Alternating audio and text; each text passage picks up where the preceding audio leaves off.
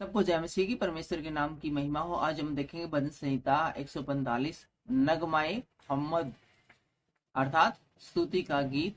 दाऊद का ये भजन है।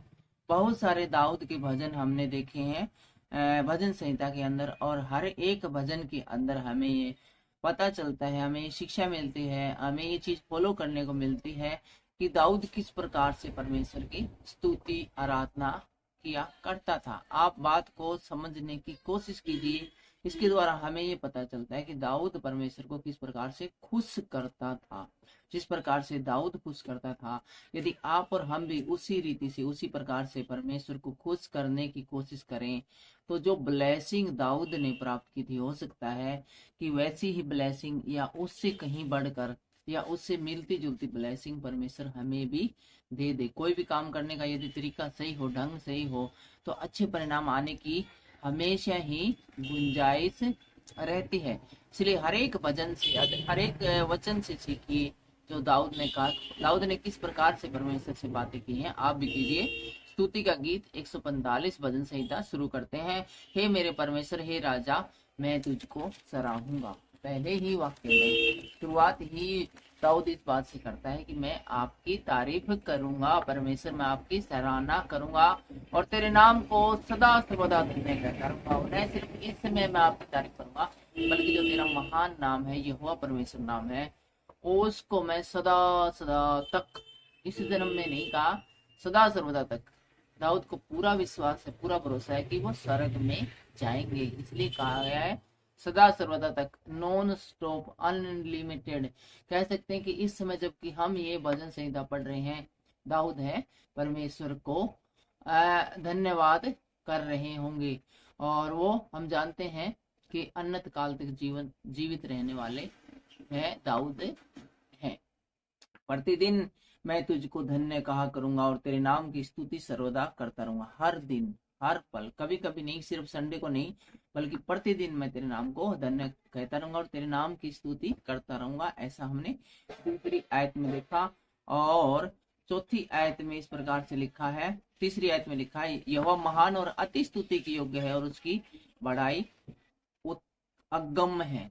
अति स्तुति के योग्य हमारा परमेश्वर है, बहुत ही महान है, और परमेश्वर की बड़ाई है वो न मिटने वाली, हमेशा चलने वाली है, लगातार कंटिन्यू जारी रहने वाली है। चौथी आयत में लिखा है, तेरे कार्यों की प्रशंसा और तेरे पराक्रम कामों का वर्णन पीढ़ी दर पीढ़ी होता चला जाएगा। एक पीढ़ी आएगी, दूसरी जाएगी, दूसरी आएगी, तीसरी जाएगी, ये सिलसिला चलता रहेगा, लेकिन तेरे कामों का वर्णन है वो पीढ़ी से पीढ़ी होता रहेगा। मैं तेरे आश्चर्य कर्म की महिमा के प्रताप पर और तेरे भांति भांति के आश्चर्य कर्म पर ध्यान करूंगा। मैं हमेशा इस बात को याद रखूंगा, आप भी याद रखिए जब प्रार्थना करें। विश्वास दिखाइए अपने अंदर कि पीछे आपको कितनी बार परमेश्वर ने अद्भुत रीति से संभाला है, और कितने अद्भुत काम हमें बाइबल के अंदर देखने को मिले हैं। तो जब पीछे आप खुद ही को परमेश्वर ने इतनी बात संभाला है, इतने सारे कार्य किए हैं, वही सारे कार्य करे, उससे भी बढ़कर काम करने में परमेश्वर आज भी सक्षम है। इसलिए प्रार्थना करते समय पूरे विश्वास के साथ आइए। यकीनन यदि आपका विश्वास मजबूत है तो सब कुछ संभव है। यीशु मसीह ने तो नए नियम में यहाँ तक कहा कि यदि आपका विश्वास मजबूत हो, थोड़ा सा भी मजबूत हो, राई के दाने के जितना मजबूत हो, तो आप इस पहाड़ से कहोगे कि यहाँ से उखड़कर वहां गिर जा, तो वो गिर जाएगा।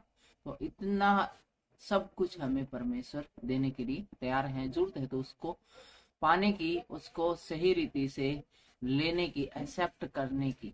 और छठी आयत में बताती है, लोग तेरे भयानक कामों की शक्ति की चर्चा करेंगे और तेरे बड़े बड़े कामों का वर्णन करेंगे। लोग तेरी बड़ी भलाई का स्मरण करके उसकी चर्चा करेंगे और तेरे धर्म का जय जयकार करेंगे। यहोवा अनुग्रहकारी और दयालु और विलम्ब से कोप करने वाला और अति करुणामय है। चार विशेषता 8वीं आयत में दाऊद ने परमेश्वर की बताई है। अनुग्रहकारी, अनुग्रहकारी, तुरंत ही पिघलने वाला और दे देने वाला, और दयावान, दया करने वाला परमेश्वर, और दयालु है, अनुग्रहकारी है, विलम्ब से क्रोध करने वाला। जो अच्छे आपने जीवन में देखा अच्छे इंसान है, वो जल्दी से क्रोध नहीं करते हैं, वो मानते हैं कि सामने वाले ने गलती कर दी होगी, जिंदा इंसान से गलती होने की गुंजाइश हमेशा बनी रहती है।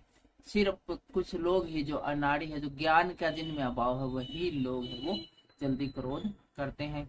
अति करुणा में, बहुत अधिक दयावान, बहुत ही अधिक शुद्ध हृदय वाला, जिसके अंदर किसी प्रकार का कोई बदला लेने का विचार न हो, और जो हमेशा ही दूसरों की भलाई चाहता हो, ऐसा इससे भी बढ़कर हमारा परमेश्वर है। नौवीं आयत कहती है, यहोवा सभी के लिए भला है और उसकी दया उसकी सारी सृष्टि पर है।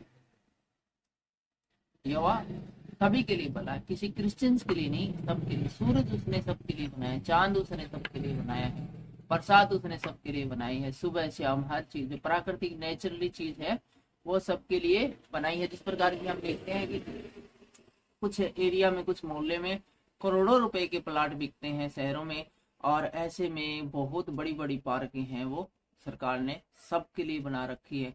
एक आम आदमी चाहता है कि मैं अब उस पार्क में बनाकर रहता तो कभी नहीं रह सकता, लेकिन वो पार्कें सबके लिए खुली है, वहां पर अरबों खरबों की तो सिर्फ जमीन है, लेकिन वो सबके लिए है, वहां कोई भी जा सकता है। इसी प्रकार से परमेश्वर ने कुछ आशीर्वाद है वो संपूर्ण जाति के लिए, जिस प्रकार आधार कार्ड है वो सबके लिए है, पैन कार्ड है वो सबके लिए, उसमें कोई गरीब अमीर जाति एक रंग धर्म कुछ नहीं देखा जाता। इसीलिए इसी प्रकार परमेश्वर है, उसकी दया संपूर्ण सृष्टि के लिए है, यहोवा सभी के लिए भला है, सभी के लिए परमेश्वर भला है, और उसकी दया सारी सृष्टि, न सिर्फ पृथ्वी बल्कि संपूर्ण सृष्टि है उसके ऊपर है। लोग जब चांद पर जाते हैं, मंगल पर जाते हैं, तो वहां पर जाकर भी अपने बचाव के लिए दिन रात यहोवा परमेश्वर से ही प्रार्थना करते हैं, क्योंकि यहोवा परमेश्वर है, वो प्रभु यीशु मसीह है, वो हर एक जगह विद्यमान है, उसकी उपस्थिति संपूर्ण संसार में है। 10वीं आयत कहती है, हे यहोवा तेरी सारी सृष्टि तेरा धन्यवाद करेगी और तेरे भक्त लोग तुझे धन्य कहा करेंगे। सारी सृष्टि और उसके जंतु और उसकी बनाई हुई सब वस्तुएं तेरा धन्यवाद करेंगी। वे तेरे राज्य की महिमा की चर्चा करेंगे और तेरा पराक्रम के विषय में बातें करेंगी, तेरे पराक्रम के विषय में बातें करेंगी। वे आदमियों पर तेरे पराक्रम के काम और तेरे राज्य के प्रताप की महिमा प्रकट करेंगी। तेरा राज्य युग युग का और तेरी प्रभुता सब पीढ़ियों पर बनी रहेगी। यहोवा सब गिरते हुओं को संभालता है और सब झुके हुओं को खड़ा करता है। आज आप गिर गए हैं और आज आप झुके हुए हैं तो मत डरिए, परमेश्वर आपके साथ है। दाऊद स्वयं बताता है कि वो गिरे हुओं को संभालता है और झुके हुओं को सीधा खड़ा करता है, अर्थात जो बेहद समस्या में है उनकी समस्या का निदान करता है, और जो छोटी मोटी प्रॉब्लम में है उनकी भी प्रॉब्लम का समाधान करता है। ऐसी कोई समस्या नहीं जिसका समाधान परमेश्वर के पास न हो। और 15वीं आयत में इस प्रकार से लिखा है, सभी की आंखें तेरी ओर लगी रहती है और तू उनको समय पर आहार देता है। तो अपनी मुट्ठी खोलकर सब प्राणियों को आहार से तृप्त करता है। परमेश्वर की ओर से सबको आहार मिलता है। कोई सोचता है कि मैंने अपने ही बाहुबल से अपनी मेहनत से कमाया है, तो आपने कमाया तो है लेकिन उसको खा नहीं पाओगे जब तक कि परमेश्वर की कृपा आप पे नहीं होगी। जो अपनी सब गति में धर्मी और अपने सब कामों में करुणा में है। जितने भी प्रकार के काम करता है परमेश्वर, उसमें सब में परमेश्वर का धर्म झलकता है। और जितने यहोवा को पुकारते हैं, अर्थात जितने उसकी सच्चाई से पुकारते हैं, उन सभी के वह निकट रहता है। परमेश्वर उन लोगों के बिल्कुल निकट रहता है जो उसको पुकारते हैं, जो उसकी स्तुति आराधना करते हैं, जो उसकी वंदना करते हैं, जो उससे प्यार करते हैं। वह आपसे दूर नहीं है, आपके आसपास ही है। और वो गाना भी है, तू न जाने आसपास है खुदा। तो परमेश्वर है वो हमारे आसपास ही है। वह अपने द्रव्यों की इच्छा पूरी करता है और उसकी दुहाई सुनकर उनका उद्धार करता है। जो परमेश्वर से डरते हैं, उसका भय मानते हैं, उसकी इच्छाओं पर चलता है, उन सारे लोगों की उनकी सभी इच्छाओं को वो पूरी करता है। यहोवा अपने सब प्रेमियों की तो रक्षा करता, परंतु दुष्टों का नाश कर देता है। जो प्रेम करते हैं यहोवा से, उन सब की इच्छाओं पूरी कर देता है और किसी बात की घटी नहीं होने देता।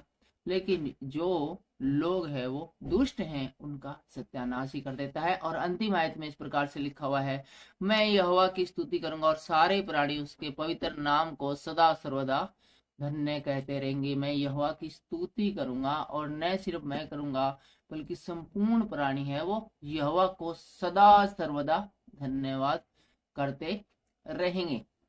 आज के इस वीडियो में इतना ही। आज के इस वीडियो के द्वारा परमेश्वर आपको आशीष दे, बलवंत करे। मिलते हैं अगले वीडियो में। जय मसीह की।